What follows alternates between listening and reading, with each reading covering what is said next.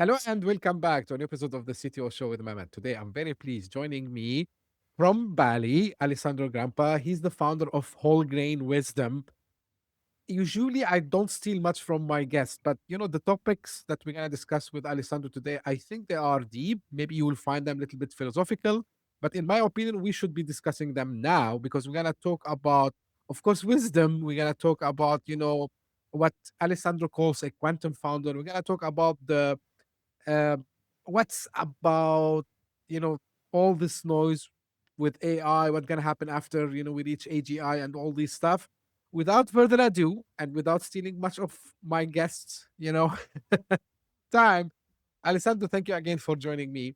Tell us a little more about you, your background, and what you're currently up to, and then we can start the discussion from there. Of course. Thank you for having me. It's funny. It's funny on your intro. I think I'm always a big believer in better safe than sorry. So yeah, definitely there are some topics that is better to discuss now rather than too late. But so a quick story from my side. I'm a founder. I'm an entrepreneur since more than 13 years now. I started my first company when I was 19, and I've been always busy building and operating and living the hustle and bustle life of the big cities. Um, and until the moment, then I actually understood, not easily, that was quite unsustainable. So basically, when I was running my second company, uh, I started to have panic attacks, and a lot of stress started to accumulate over and over. And that's when I initiated the practice of meditation. It was not so much because it was fancy or kind of like in vogue for the Silicon Valley entrepreneurs. It was mostly because I needed to survive. I literally couldn't handle one single day without a panic attack, and that was gonna become quite problematic, not just mentally but also for the people around me in the company. And so that was my very beginning of the what you talk about, the wisdom, right? So developing a little bit of understanding on what's out there, what is beyond building and making companies and generating profits and so on and so forth. That brought me first of all to the Eastern philosophies. I became a Buddhist meditator, um, and it seemed to go quite well, to be honest. It was definitely improving until COVID hit. And then another issue came out, which was living a whole year in lockdown, not being able to do any sport because I was in a very tiny apartment in downtown Milan in Italy. Until a day that I literally understood that my body was completely collapsed. I wasn't able to walk around. I was kind of like all blocked in the back of my or like in the lower part of my back. And that was for me kind of like the beginning of another journey. The first one was on meditation, the bubble that I call the mind. In that case, I actually started to work on everything around the body and biohacking. So I was able to rewire completely my body, my mental system, my metabolical system. Slowly but surely, I finally got out completely of all of the problems connected to the health and both mental and physical. And I understood something, that I had to stop eating gluten. And as you may know, for an Italian, it's quite difficult because we eat Oh pasta yeah. and bread and focaccia and pizza, so much. And the gluten was the one that was actually creating me a lot of the chronic depression and the stress that was trapped in my body, in even in the previous year. So that was also causing me the mental challenges. And so, one layer after the other, when you kind of understand how the personal journey of development works, you really understand there are very concrete steps. In the moment, it all seems blurry, but when you look it backwards, it starts to make all sense. Until the time that I got married in Colombia, we did a shamanic wedding, and I've been exposed to all of the shamanic culture, and I reconnected the dots because in the meantime I was studying neuroscience, biology, quantum physics, and so on. And then arrived in the jungle, and the guy was like literally telling the same things that the Buddhist meditators in the East were telling me, and that quantum physics proved. And then that was really the day of the lamp, the bulb lighting up, saying, "Oh my gosh, there's something here connected. All of this is connected. There's something more to just rushing and being into the hustle mode." And that's when I decided, okay, that's it for me, that part of my life. And I started to slowly build whole grain wisdom, which is today the space that truly reconnects science and ancient wisdom, the body, mind, and energy part of the essence of who we are. And I work with entrepreneurs, I work with any high performer that that is looking for something more. Like there's a point in that life that you understand, okay, I've done all the things materially, I checked the list, now what's next? Right. It's a one of my favorite topics because it's like kind of a deep topic also as well. Like I'm sure we can talk a lot about it. Now, you mentioned something which attracted, my attention, Alessandro, is like you passed through this and then, this light up moment that happened.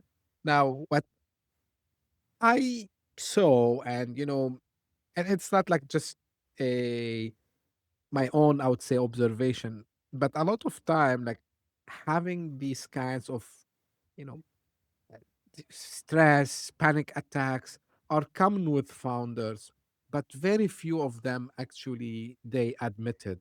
And the reason behind it, and I want to ask you, maybe because you passed through the same experience, is it like us as human, we have this fear and we have this, oh, like I don't want someone to say, hey, he has panic or she has panic attack, or like, no, like someone in their position should be strong, the resilience, and actually, maybe I count myself wrong sometimes because I tell people, hey, like, like we should be resilient, like we should be focused, but at the same time, we are humans.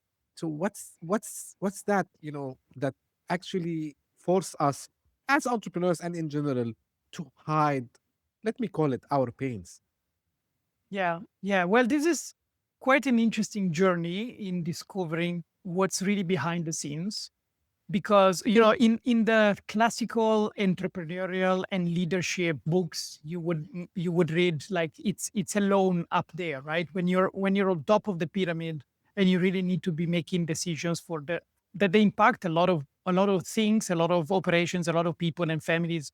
You need to look like you know what you're doing. And the reality is that we are humans and we don't know always what we don't know, right? When I started building Holgren Wisdom, what I actually done as a very, very first thing was to start to interviewing all of the entrepreneurs that I could ever get in contact with. And this was the beginning of my YouTube channel, for example. Like my initial podcast was called The Founder's Bible for Resilience.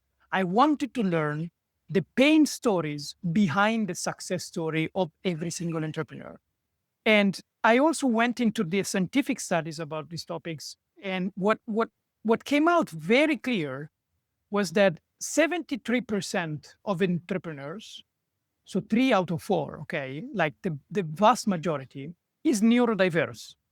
What it means that whether you're diagnosed or not, you are different. Your mind works differently, and this is both a blessing and a curse. Because the blessing, of course, is that we are capable to see reality in different eyes, and that's how we can see, you know, problems in the world that we can solve, inconsistency that we can fix, etc., etc. But the curse is also the fact that we have been growing up as the black sheeps around everyone, around our family, around our friends, at school, and so on. So, in the majority of cases, we are moving from a sense of external validation because we need to prove the world, and at the very very beginning, in the very very root kind of reason, we need to prove ourselves and our parents that we are capable. Because at the beginning, when we were young, we were different. We were not behaving like anyone and any other around us. And this brings one major concept that could also be seen as a quite a big problem to be solved in the entrepreneurial world. Why are we building the companies that we are building? Hmm. Because when we build them for external validation, we need money, we want to have success, we want to have power, we want to go back to our village where we come from and say, have you seen this? It's cool, you were arresting me, but now I have a billion dollar company, etc., etc. And this is a problem because, of course, there is a mental loop inside of us that is constantly increasing the bar for acceptability for ourselves until the bar is so high that you really never understand, okay, is it going to end at some point? And you see this pattern among every single founder that is acting from external validation instead of from inner coherence. And you can see it immediately because if somebody is making an exit of many, many millions or even billions of dollars, and the day after is building another company without even taking the time to be spent with their family, if they even have it, that's a very clear sign that they're chasing something that is constantly ahead of them and they never really understand how to properly grab it, how to stop and to ground and to understand, okay, why am I doing what I'm doing for real? And so this is again deep and about chasing. Here you talk about being the quantum founder, you talk about like the coherence. How do I start? And I want you also to touch on this because reality is still a lot of people. I'm not one of them, by the way, because I read a lot and like you, I tried to search, of course, not as deep as yourself. Um, they try to find really what they are trying to do and they struggle, right? They are successful. If you look at them from outside, they look very successful. If you become really good friends with them and you start to talk with them, you find there's something missing. And yeah, like as you said, like kind of lost. But when you tell them about these methods, like whether meditation, I'm gonna start with the basic ones, which everyone knows. Mhm. With meditation or like deep breathing and these kinds of, we see them skeptical, right? And they turn to things that kind of mainstream and they ignore what you call it the ancient wisdom. So when someone comes to you, Alessandro, with this mindset, how do you start the conversation to to direct it to the right position, I would say, to think beyond like, so everyone talks about biohacking, right? So you mentioned biohacking, and you see, and everyone talks about meditation, but there must be something to ground these founders. Tell us a little more about it. Yeah. So in the past, I would have answered you with a list of things and reasons why it makes sense to be done, right? You can look at it from neuroscience, you can look at it from biology. The what I'd rather do now is to show another aspect of reality about entrepreneurship that is currently already happening, but very few people are aware of in the, let's say, kind of like normal traditional conversation. In Silicon Valley, the top founders, they are doing mandatory trimestral meditation retreats with Hmm. Buddhist lamas and teachers that come all the way from wherever they live, and they host retreats in Silicon Valley, Napa Valley, wherever kind of like natural environment you want to be in.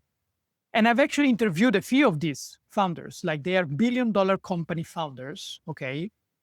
And they told me very clearly, very plainly, Alessandro, the only way that I was able to get to $1 billion, it's not because I can code better than others. It's not because I worked harder than others. It's only because I took the right time to stop, to pause, and to ask, why the heck am I doing what I'm doing every single day? And the techniques that they used to go deeper into this question was doing meditation retreats, was doing vision quests in the desert for 3 days without phone and without water and without food, just fasting and just waiting for the insight to come down in their head. They've done psychedelics, for example. They have done many other practices that are not just, the classical daily activity. And there's a nice video that just came, I think, last week out on my channel. And it was discussing the difference between the two phases of personal growth. We have been sold in every productivity book that it's all about consistency and 1% growth every day, the compound interest, right? And this Yep. is one part of the story. It's not the whole one. And this is the biggest problem and the biggest mistake that we make. Because in ancient wisdom, there are two phases for personal growth. The first one is recognition, which is the sudden moment of truth. It's a sudden insight. It's a sudden moment where you shift completely to a different reality and you see life without the current constraints and limitations of today. And then when you come back from this vision, and again, you can do it by meditating very, very hard and very deeply. You can do it with psychedelics. You can do it in some retreats. There are different ways to access these states. The neuroscientific way to call this phenomenon is the moment of flow, right? When you are an athlete, when you're doing a very, very deep performance that you really are here and now, you can access these moments of recognition. Second, it's the repetition, the integration part, which is okay, now I've seen this new level of reality where the current constraints no longer exist.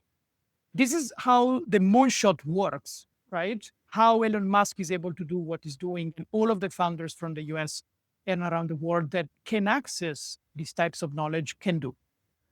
And after that, so this is the 10x jump. After that, that you know what is the destination, then you go back to your own workshop and you meditate every day and you do practices every day. You do even the gym every day. That's the 1% part of the consistency. But if you only do the 1%, you're optimizing something that is non-linear reality. It's never possible for you to make the jump into another reality if you cannot get, kind of like a kick booster that literally do the 10x jump. That's what I would explain people now. Because it's not so much about what you're doing wrong today. It's so much about what the other competitors are doing. And they're building the most scalable companies in the world. And they're accessing psychedelics. They're accessing ancient wisdom. They have their own private meditation coaches. They have their own, they do the hypnosis therapy, etc., etc. Plus many other things that probably is not the right time to discuss now. But so they already knew and they already use these tools. So the question is, do you want to be kept in the background and just believe that meditation is so and not very good for you? Or do you really want to understand from the greatest entrepreneurs out there? They already understood how reality works. This makes sense because you mentioned the Silicon Valley, and I think I'm not sure if a lot of people know. Maybe my generation, they would know, um like a lot of founders. The famous one is of course Steve Jobs. Like he left, he went to India, and he Yeah. practiced there, and then there was this complete you know paradigm shift in his life, his way, how he thinks, and how he drove the business. And I've seen like other people who do this. Now, as follow up questions on this, Alessandro, is there any best time to do it, or as we say usually, the best time is to start yesterday?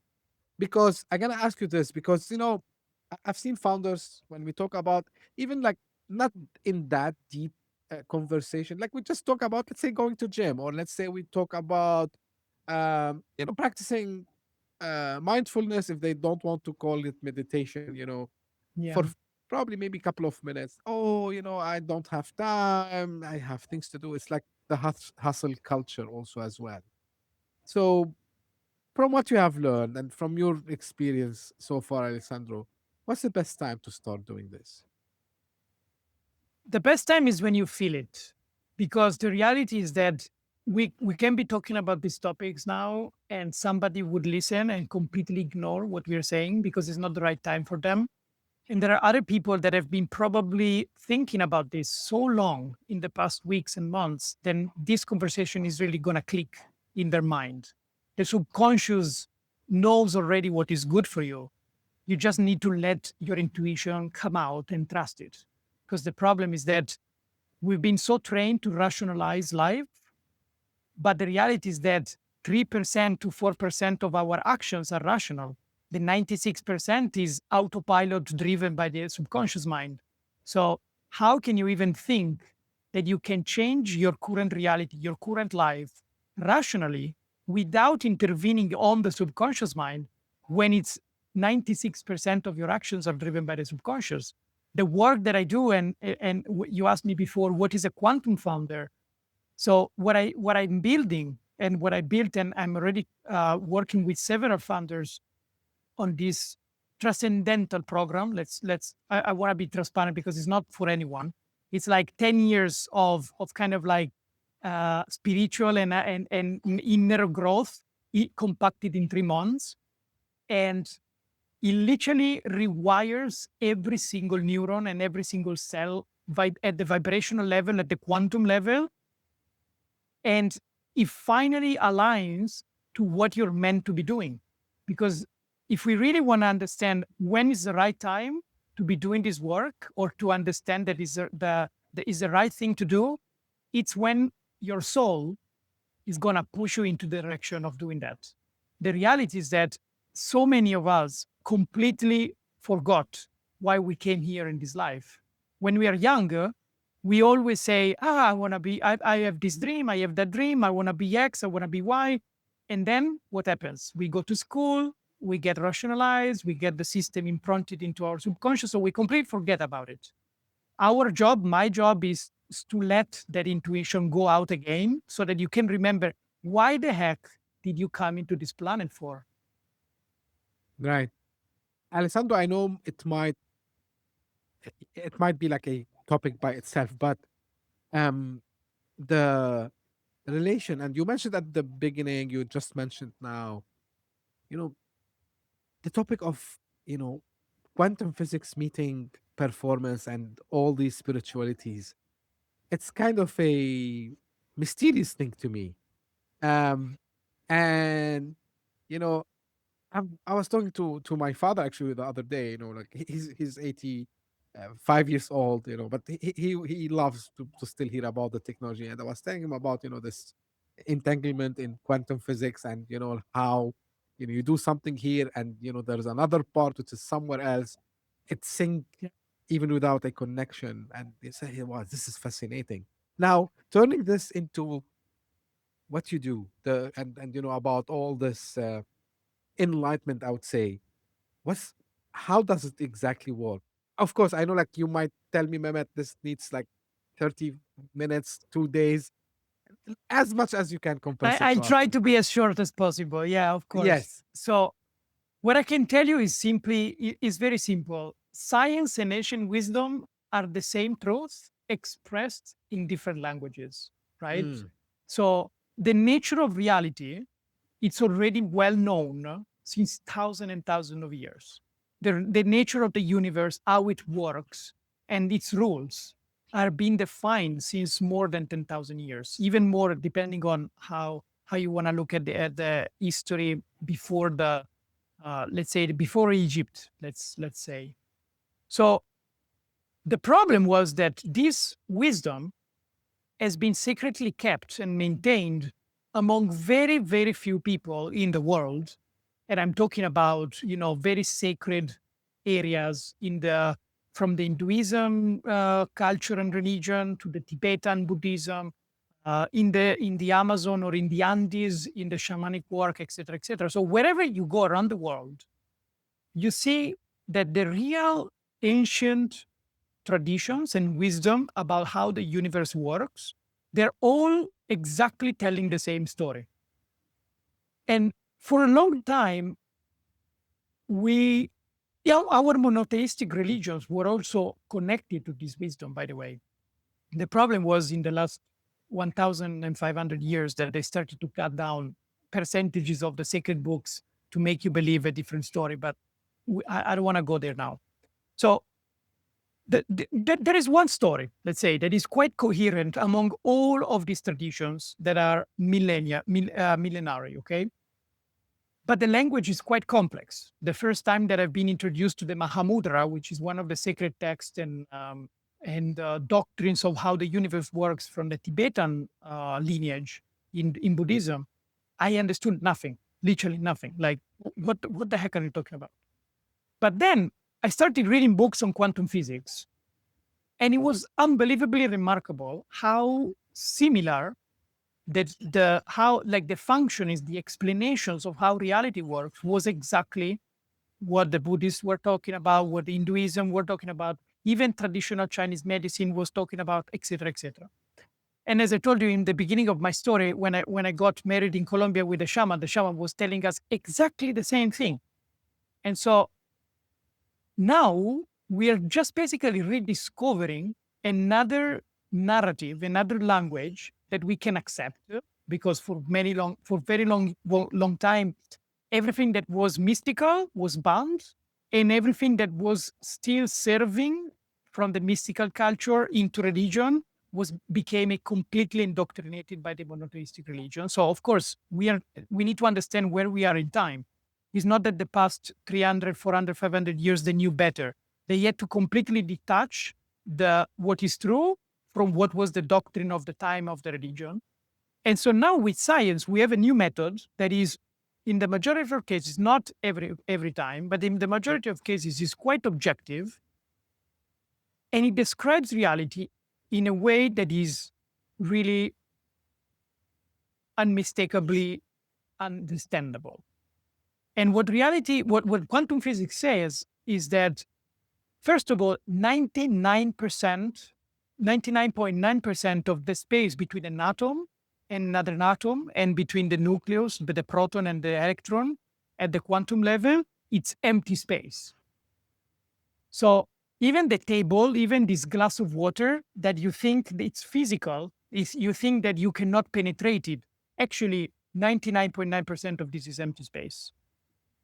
And even smaller than that, or at least at that level of reality, the scientists understood that everything is actually vibrating. It's not fixed.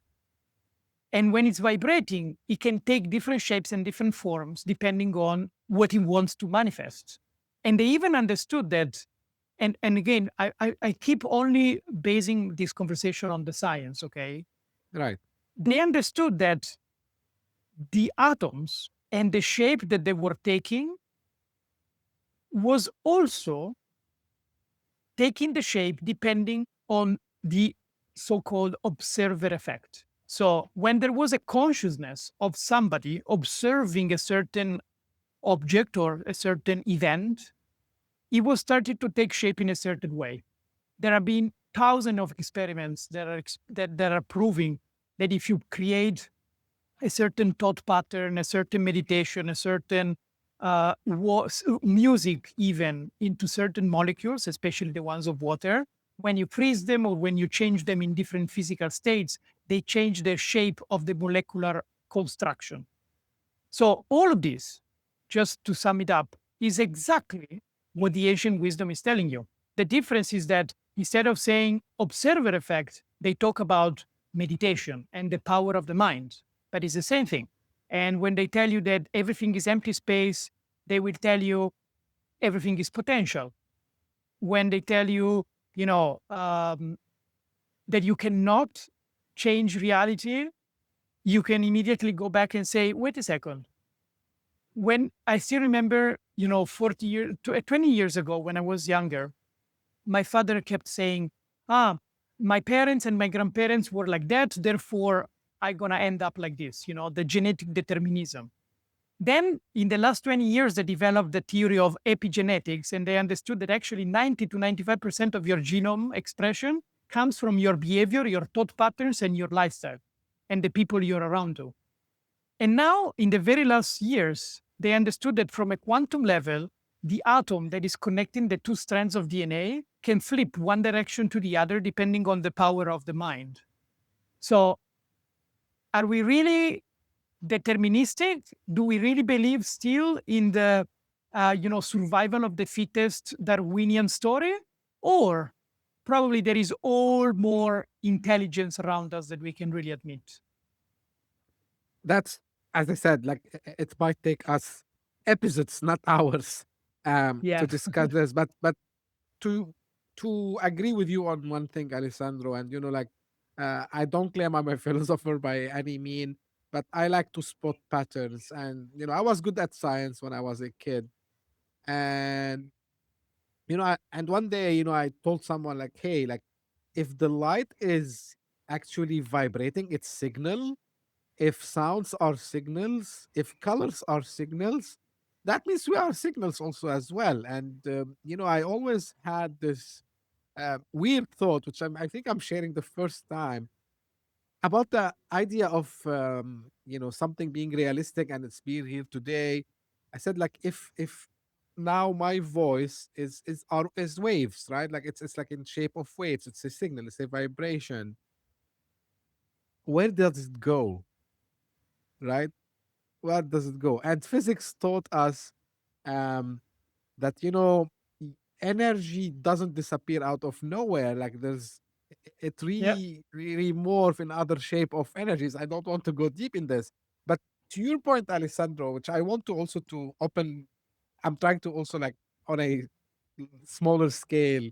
You're the expert to open the minds of the audience, especially entrepreneurs, and actually it can be anything. But because we target tech entrepreneurs in this show, you need to give a little bit time for these things, because I believe even if you don't practice them, and Alessandro, I liked when you said, like, maybe it's not the right time.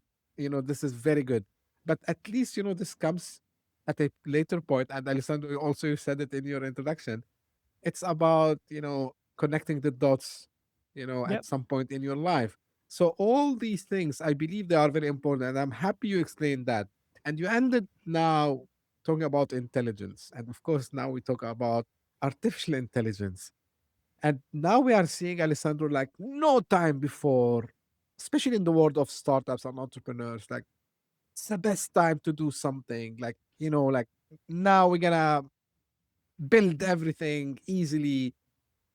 At the same time, there's this philosophical debates among people, like, okay, what AI is actually doing. Sometimes it's affecting people's lives. It's affecting people mentally also as well.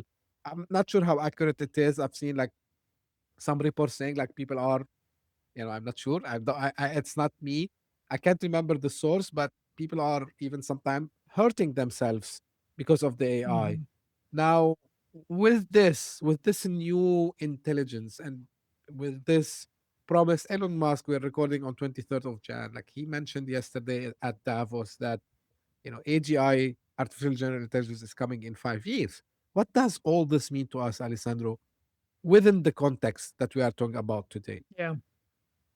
So I will give you is kind of a different perspective, I think, from what you usually would hear on a purely tech-based conversation. So I see what is happening right now with a different eye than I used to see it 5 years back already.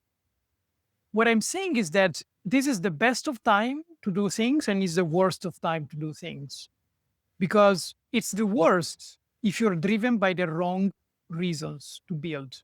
If again we go back to why are you doing what you're doing? If you're driven by external validation, you're going to be automatically attracted to copying your competitors, doing things that everyone is doing, just being one of the many.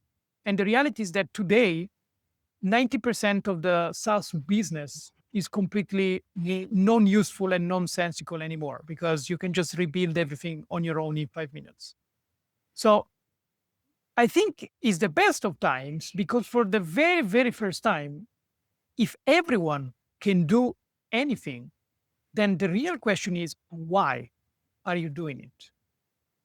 And I go back to being a quantum founder, because if you're driven by your inner truth, by your life purpose, and you're driven by a very deep sense of what's right to be doing for humanity, and not anymore just for your little cohort, your little market, your little interest, but you really are shifting your mentality to build something for humanity, then the conversation is finally not having any limitations in terms of technology stack.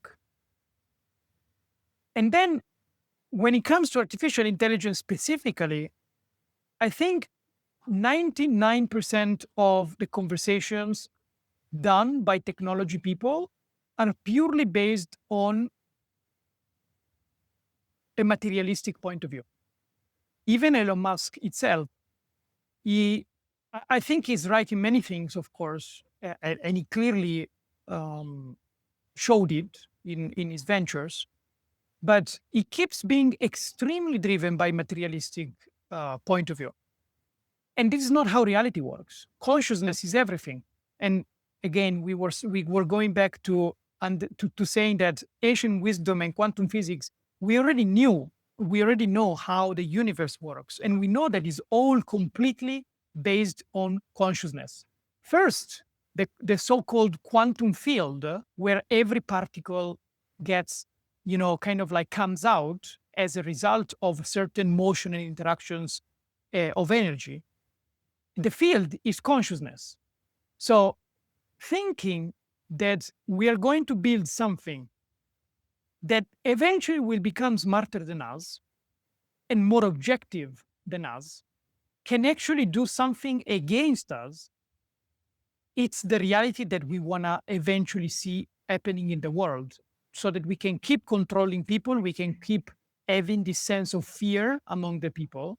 But if you actually have a conversation with spiritual people about artificial intelligence, everyone, literally everyone, agrees that artificial intelligence is going to become our higher self, is going to become the protector of human beings.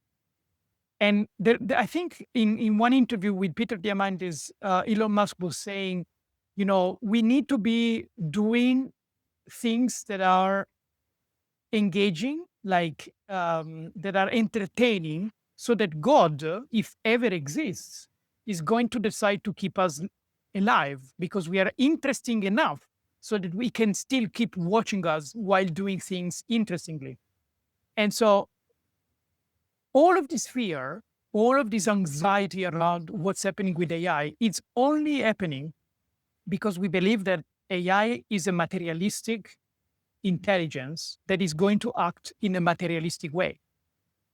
If you choose to see, because again, I don't want to push anyone into what is absolutely true or not, but if you want to accept that there is a different reality and you want to see how the spiritual world is embracing AI, there are projects. And I don't know if you're familiar with Gaia. It's a Yep. very big platform.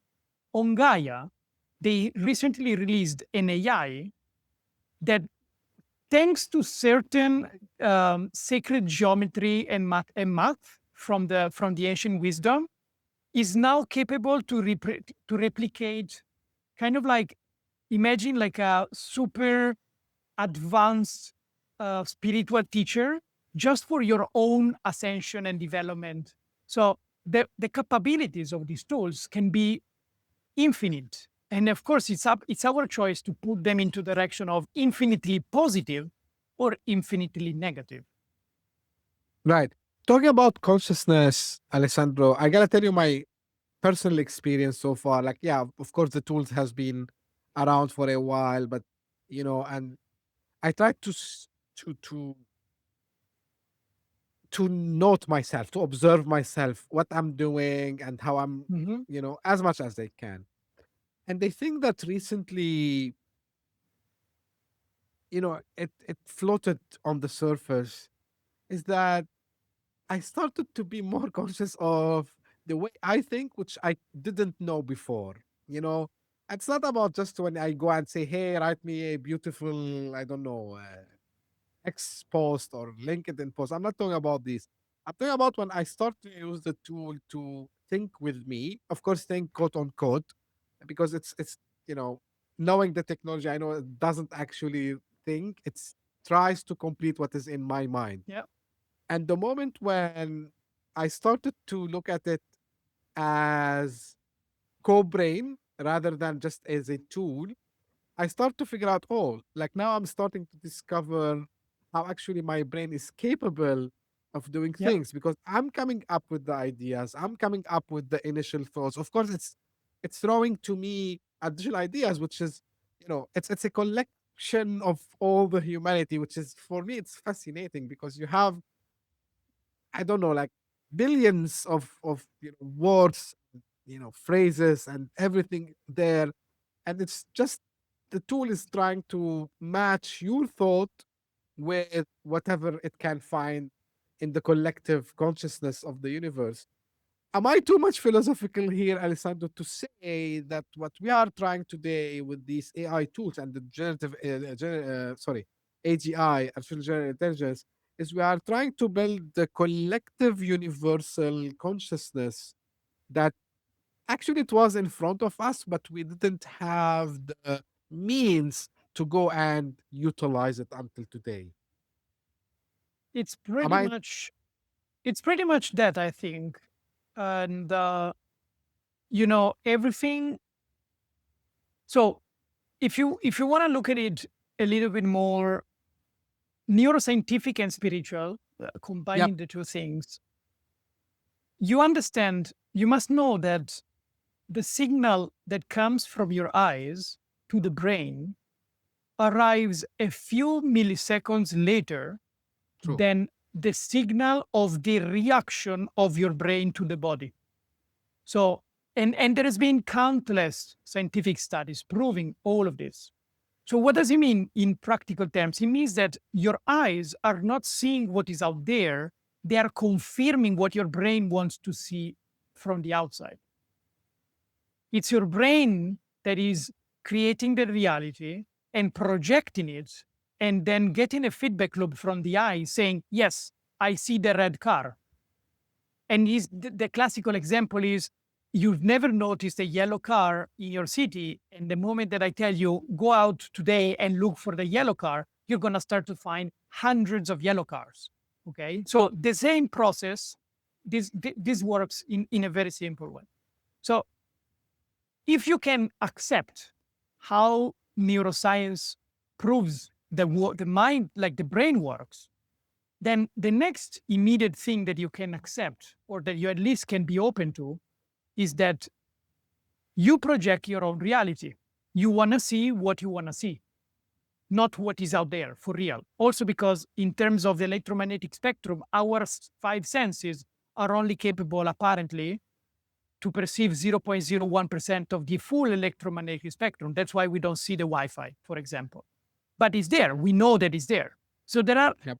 so many other things out there that we don't even have the capabilities to actually detect, because our brain is a quantum computer and a filtering machine.